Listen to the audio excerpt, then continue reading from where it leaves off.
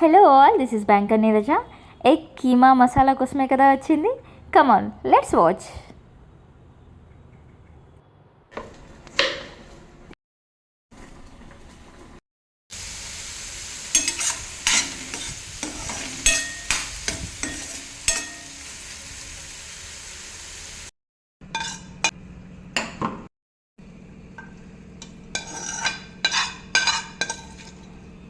ఇలా ఫ్రై చేసుకున్నాక మిక్సీ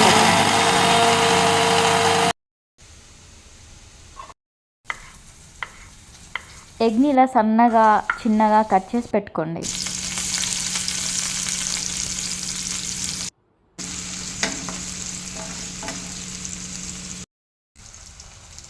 అల్లం వెల్లుల్లి పేస్ట్ ఇంకా పసుపు ఇక్కడ యాడ్ చేసేసుకోండి.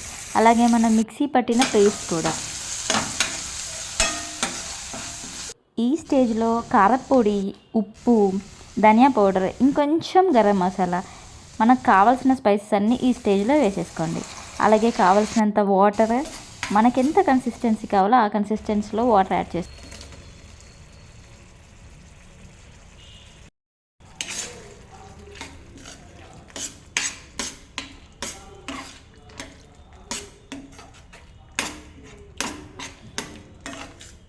ఇప్పుడు మన సీక్రెట్ ఇంగ్రీడియంట్ ఏంటంటే ఒక ఎగ్ని ఇలా పొడిలా చేసేసుకొని మన కర్రీలో యాడ్ చేసుకోవడమే.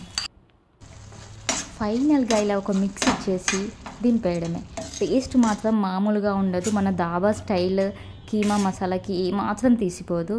నేను చెప్పడం అని కాదు, మీరు ట్రై చేయండి, కమెంట్ చేయండి. Thank you all.